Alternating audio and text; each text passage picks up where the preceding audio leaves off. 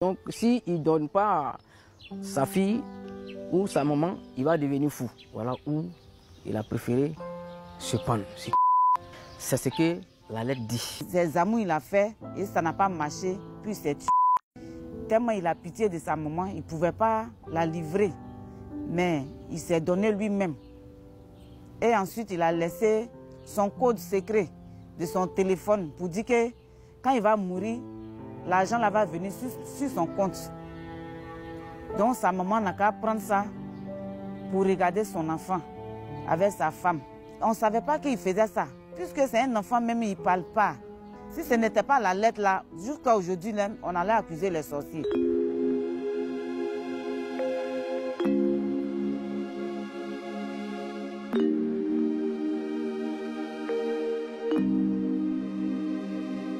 Choqués et tristes, les parents et la population espèrent le démantèlement de ce réseau de ritualistes et l'arrestation de leurs responsables afin de faire la lumière sur ce drame.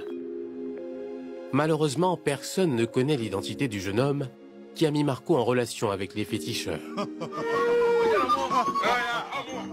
Désespérés, certains membres de la famille montrent du doigt ceux qu'ils considèrent comme les promoteurs des ritualistes.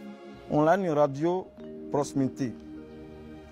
Mais la radio proximité est devenue la radio des maraboutages et des charlatans. Ils occupent nos radios où nos enfants devaient cultiver. Ces tradis praticiens, entre guillemets, ou bien ces occultistes-là, ils ont accès à la radio. Ils font des affiches qu'ils placardent à certains endroits de la ville. Depuis le départ brusque de Marco, plus rien ne va pour sa mère, qui était très attachée à son fils. Sa maman, elle était ici. Après la mort de Marco, elle tombait toujours malade. Moins elle même, elle allait partir dans nos mains ici.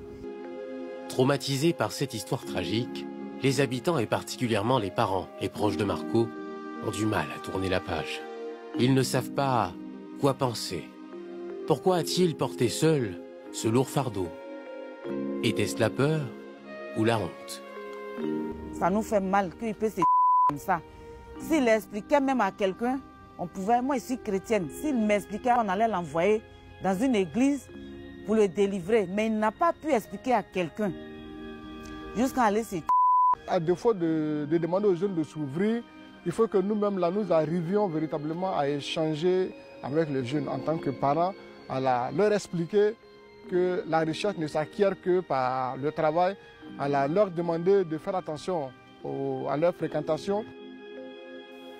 Triste fin pour ce jeune homme, mort dans la fleur de l'âge, laissant derrière lui une concubine et une belle petite fille d'à peine 3 mois, qui ne connaîtra jamais son père. Je me sens mal. Depuis le parti, je me sens mal.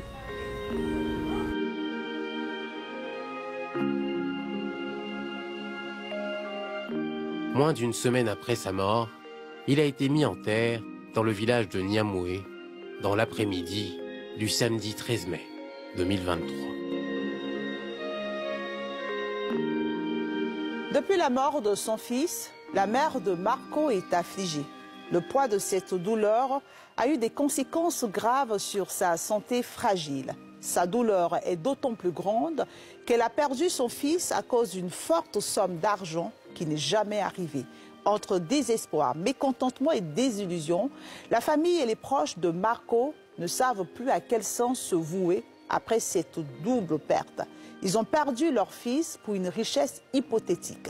Après la mort de Marco, il n'y avait que 84 francs CFA